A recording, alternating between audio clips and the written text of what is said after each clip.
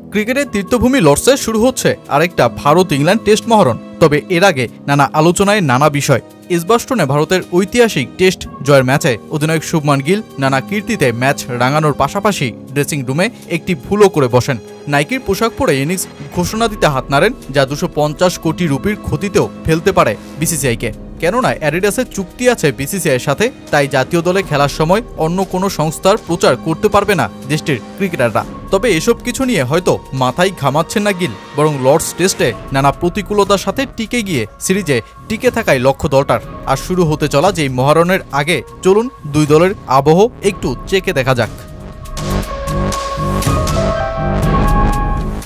লিডসের পর এজবাস্টন, দুই টেস্টে গোটা 10 দিনই খেলা হয়েছে। প্রতিপক্ষ যখন বাজবল ইংল্যান্ড, তখন তাদের থিওরির বিপক্ষেই এমন 5 দিনের টেস্ট। কিন্তু তবুও 10 দিনের বর্তমান সময়ের বিরলতম টেস্টে তাদের 8 দিনই ফিল্ডিং করতে হয়েছে, যা ইংল্যান্ডকে মানসিক ও শারীরিক দুইভাবেই ভুগিয়েছে দারুণ। তার উপর শুভমান গিলের সেই দুই ম্যাচে 549 বলে 430 রানের ম্যারাথন ইনিংস এতটাই একঘেয়ে করে তুলেছিল ইংল্যান্ডের ব্যাটিং কোচ মার্কাস ট্রেসকোথিকের কাছে যে তিনি বলেই বসলেন গিলের ইনিংস দেখতে অসুস্থ লাগছিল।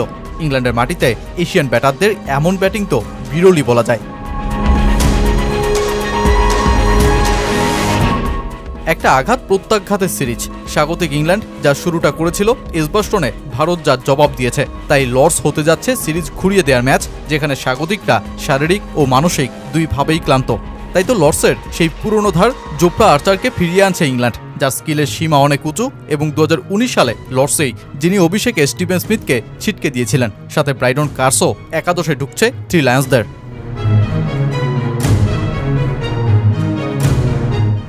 লর্ডসে এই টেস্টে থাকছে উঁচু তাপমাত্রা, উইকেটও বাউন্সি হতে যাচ্ছে। ভারতও তাদের সেরা অস্ত্র জসপ্রীত বুমরাকে নামাচ্ছে। এই মাঠে সাম্প্রতিক টেস্ট ম্যাচগুলো একটি প্যাটার্নে চলছে। প্রথম ইনিংসে চ্যালেঞ্জিং কন্ডিশন, আর পরে ব্যাটিং করা সহজ।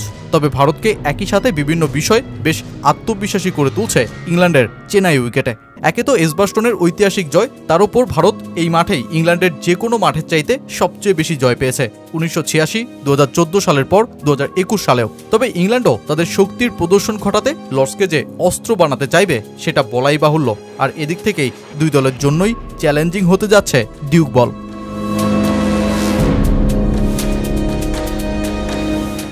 কোনো এক সময় যেই ডিউক বল দীর্ঘস্থায়ী আকার ধরে রাখার জন্য সম্মানিত ছিল, সেই বলই সাম্প্রতিক দ্রুত আকার হারানোর সমালোচনায়। ম্যাচে খেলোয়াড়দের বারবার আম্পায়ারদের কাছে গিয়ে বলের আকৃতি ঠিক আছে কিনা পরীক্ষা চালাতে হচ্ছে।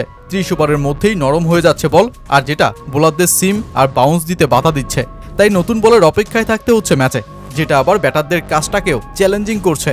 ঘন ঘন বল বদলানোয় বলের ভিন্ন ভিন্ন আচরণ ব্যাটারদের চ্যালেঞ্জের মুখে ফেলছে। লর্ডস টেস্টের আগে যেই অভিযোগগুলো প্রকাশ্যেও আনেন ইংল্যান্ড অধিনায়ক বেন স্টোকস আর ভারতের সহ অধিনায়ক ঋষভ পন্থ, সব মিলিয়েই ভারত ইংল্যান্ডের লর্ডস টেস্ট শুরু হতে যাচ্ছে আজ, যা সিরিজের কর্তৃত্ব কার হাতে থাকবে সেটাই নির্ধারণ করে দিতে পারে।